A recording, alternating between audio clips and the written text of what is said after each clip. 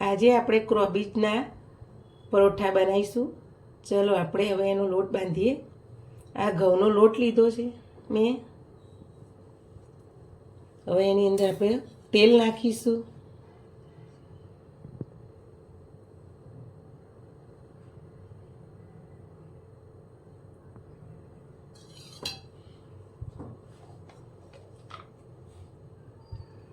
સ્વાદ અનુસાર મીઠું નાખીશું.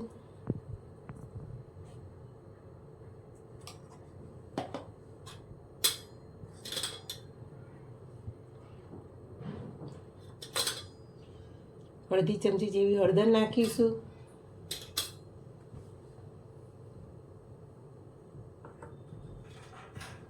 જીરું નાખીશું ચપટી.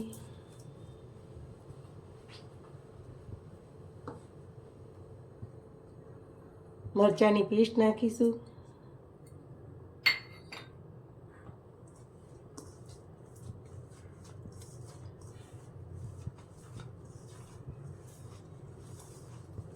બધું મિક્સ કરીશું આ રીતે.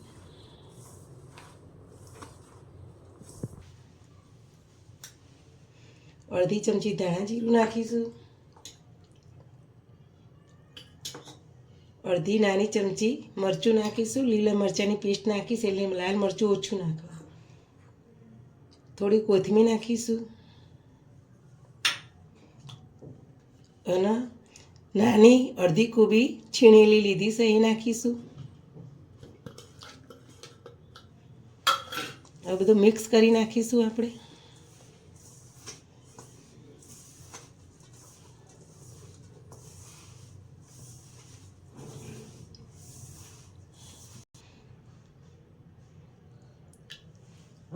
થોડું થોડું પાણી લઈને આપણે પરોઠાનો લોટ બાંધીશું. આમાં પાણી માપનું જોઈશે, કોબીમાંથી થોડું છૂટે એટલે.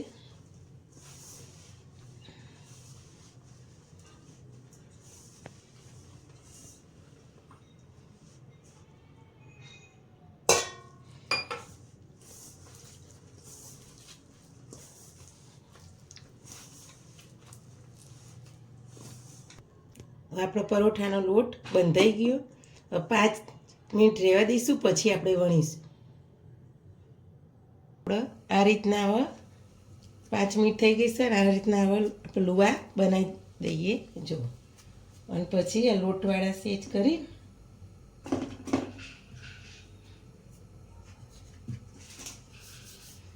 આ રીતના પરોઠું તૈયાર કરી દઈએ.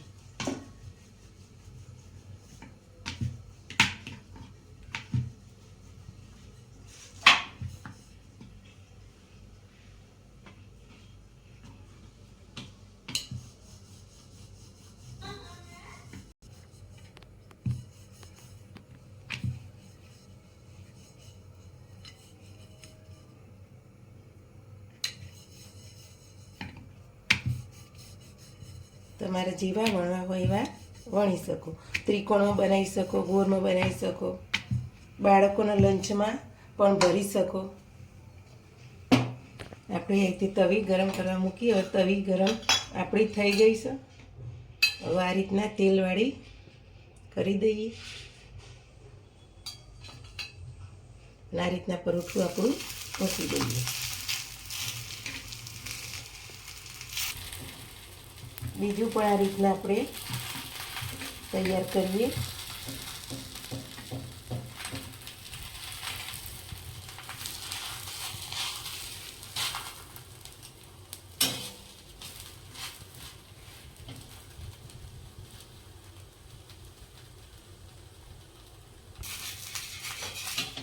હવે આપણે બીજી બાજુ ફેરવી દઈએ.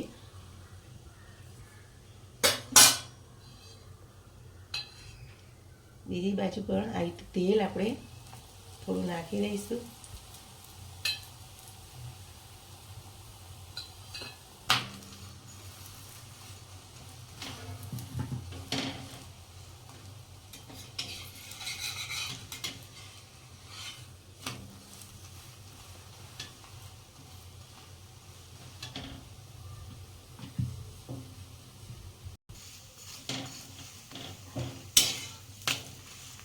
બંને બાજુ આ રીતના આપણે સરસ ચડવી દેવાના.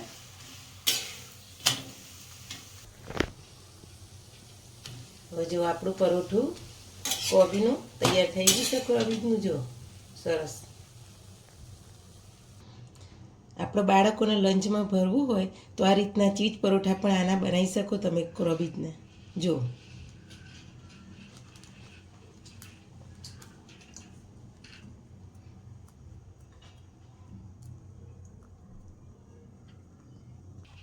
જો એ આ રીતના બીજું પણ આપણે આ રીતના દબાઈ દઈશું.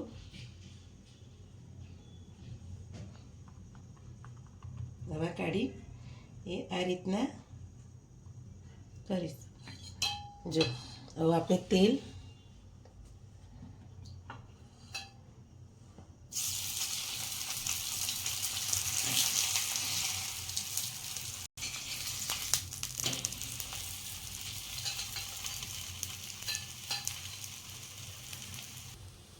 જો આપણે બંને બાજુ આ રીતના લાલ થઈ જાય ત્યાં સુધી આપણે શેકવાના. જો બાળકોને લંચમાં ભરવા તો આ રીતના ચીઝ મય અંદર નાખીને તમે આ રીતના પરોઠું કરી શકો. અને કોબીજનું શાક ના ખાય એટલે કોબીજનું શાક આ રીતના તમે પરોઠું બનાવીને પણ ખવડાવી શકો. હવે ગેસ આપણે બંધ કરી દઈશું.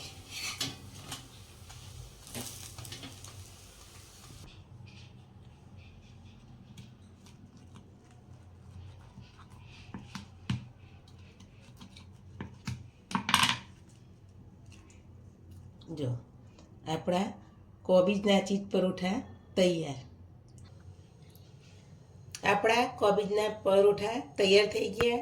કોબીજના બનાવ્યા અને આપણે ચીઝ પરોઠા પણ બનાવી દીધા બાળકો માટે. જો લંચમાં મૂકવા માટે તમે બાળકોને સોસ જોડે પણ તમે ખવડાવી આપી શકો. અને મોટાને કોઈને ખાવું હોય તો મસાલાવાળું દહીં અને કોબીજના પરોઠા સરસ લાગે છે ખાવામાં. તો મારી આ ડીશ ગમી હોય તો મારી ચેનલને શેર કરજો, લાઈક કરજો અને સબસ્ક્રાઈબ કરજો.